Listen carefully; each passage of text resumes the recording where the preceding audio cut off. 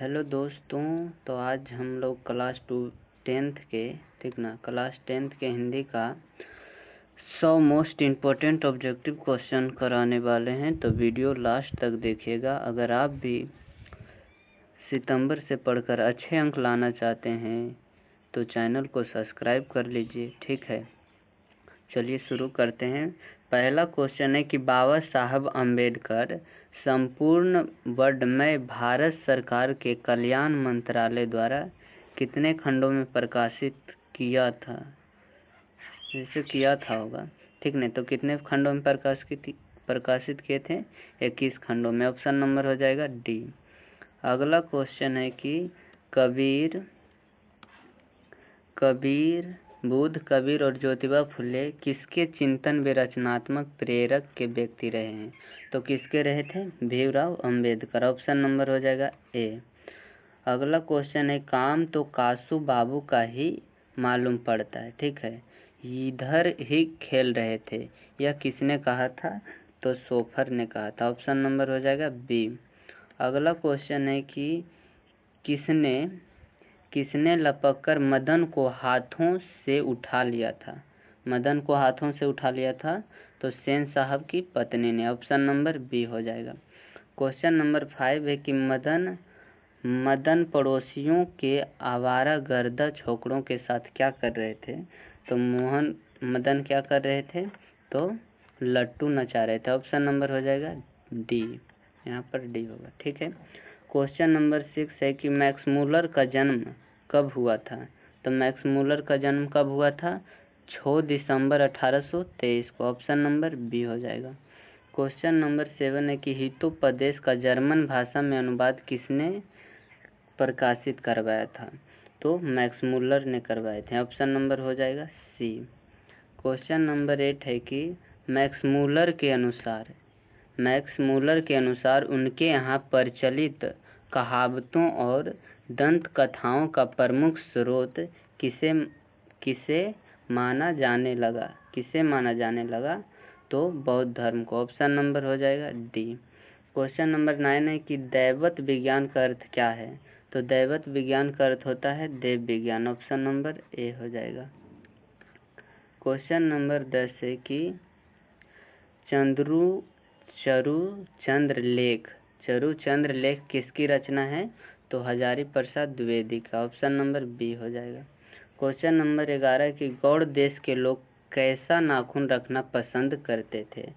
तो बड़े बड़े नाखून। ऑप्शन नंबर सी हो जाएगा। क्वेश्चन नंबर 12 है कि आदमी के नाखून क्यों बढ़ते हैं? लेखक से यह प्रश्न किसने पूछा? ठीक ना, यह प्रश्न किसने पूछा?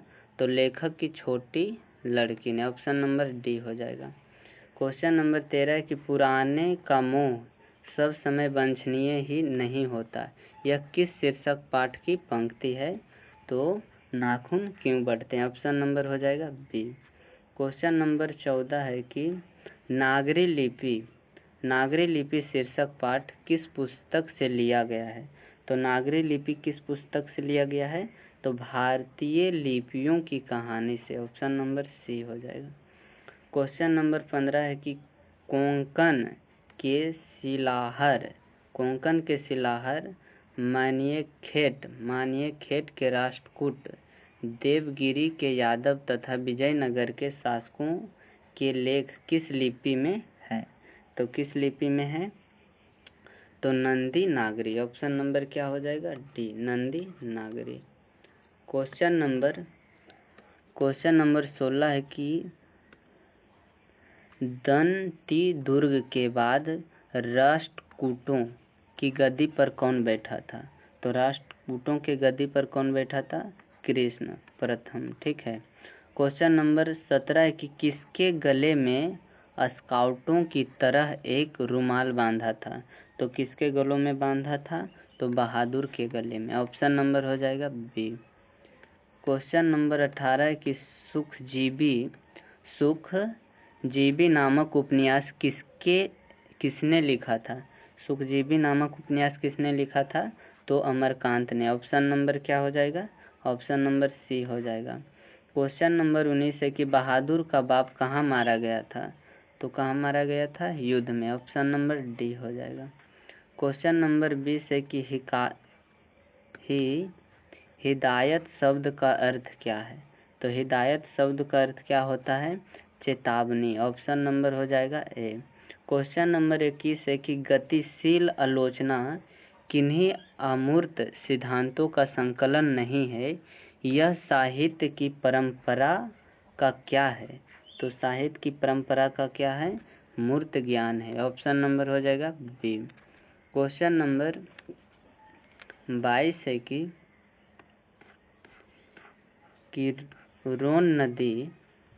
रोन नदी की दूसरी ओर अभिनयों का एक और हिस्सा है जो लगभग स्वतंत्र है, उसका नाम क्या है? तो उसका नाम क्या हो जाएगा? ला शत्रुज। Option number B. Question number 23 है कि सहने शब्द का अर्थ क्या है? तो सहने शब्द का अर्थ क्या होता है? सुशीर वादों में शाह। ऑप्शन नंबर डी हो जाएगा, सुशीर वादों में शाह। क्वेश्चन नंबर 24 है कि लेखक श्रीनिवास किस साहित्य के प्रतिष्ठित रचनाकारों में से एक हैं? तो किस साहित्य के हैं? तो हो जाएगा कन्नड़। ऑप्शन नंबर हो जाएगा ए। क्वेश्चन नंबर 25 है कि साहित्य अकादमी ने लेखक श्रीनिवास के कहानी संकलन सन्नन कथेगुलु को किस वर्ष पर पुरस्कृत किया था? किस वर्ष पुरस्कृत किया था? तो हो जाएगा 1968। ऑप्शन नंबर बी हो जाएगा। क्वेश्चन नंबर 26 है कि तुम्हारा क्या है? माँ तुम्हारे पास गाय बैल हैं, पैसा है, तुम्हें क्या मैं पाल सकता हूँ, यह किसने कहा था? तो किसने कहा था? तो हो जाएगा मगम्मा के बेटा। ऑप्शन नंबर सी हो जाएगा। क्वेश्चन नंबर 27 है कि किस लेखक के कथा साहित्य में उड़ीसा का जीवन गहरी आंतरिकता के साथ प्रकट हुआ है? तो किस लेखक की कथा में है? सात कोड़ी होता। ऑप्शन नंबर डी हो जाएगा। क्वेश्चन नंबर 28 है कि लक्ष्मी किसके घर में काम करती थी? तो लक्ष्मी किसके घर में काम करती थी? तहसीलदार के घर में। ऑप्शन नंबर क्या हो जाएगा? ए। क्वेश्चन नंबर 29 है कि ढहते विश्वास कहानी में लक्ष्मी के पड़ोस का पढ़ाकू लड़का कौन था? तो लक्ष्मी के पड़ोस के पढ़ाकू लड़का कौन था? गुण निधि। ऑप्शन नंबर बी हो जाएगा। क्वेश्चन नंबर 30 है कि माँ शीर्षक पाठ के लेखक का नाम क्या है?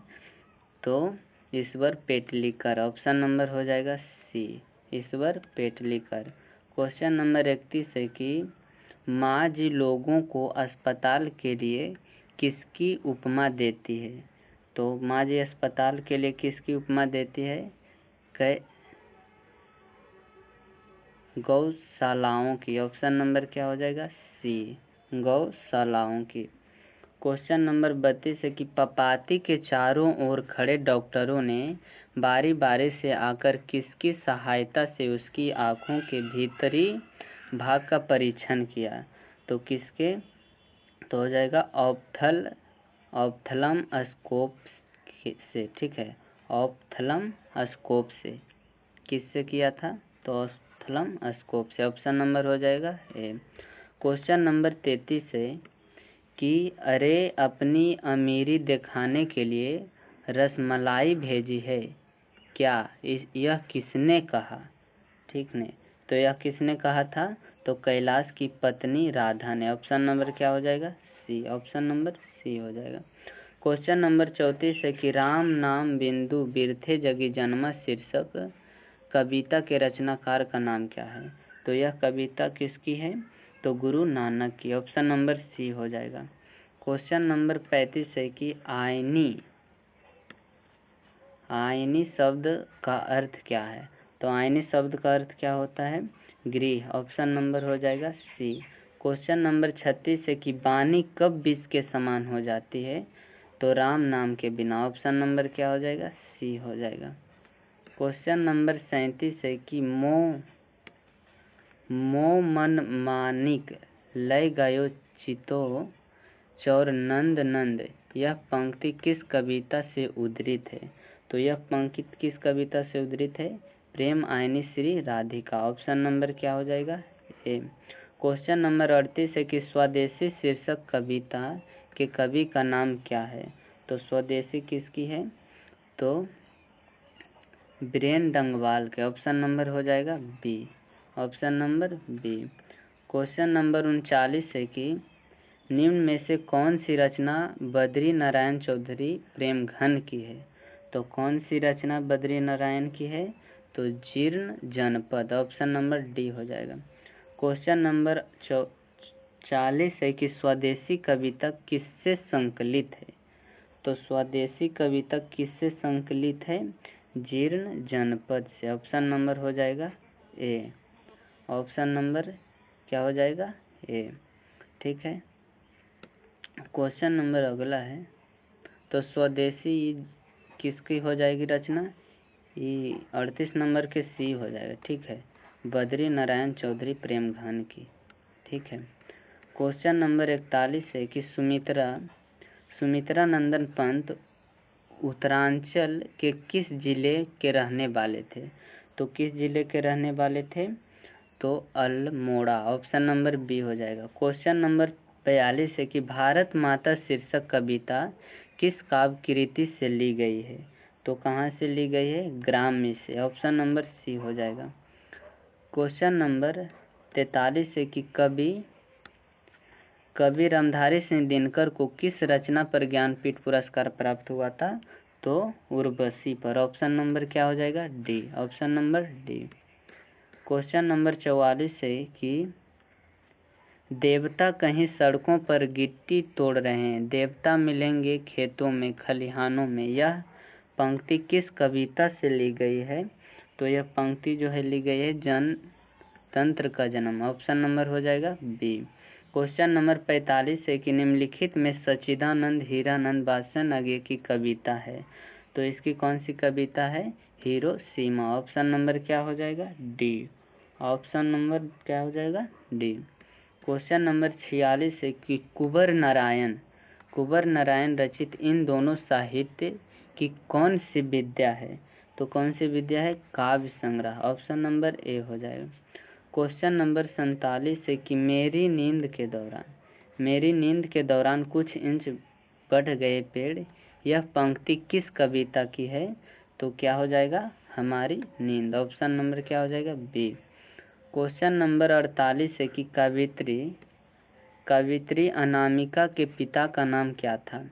तो कवित्री अनामिका के पिता का नाम क्या था? श्याम नंद किशोर। ऑप्शन नंबर हो जाएगा ए।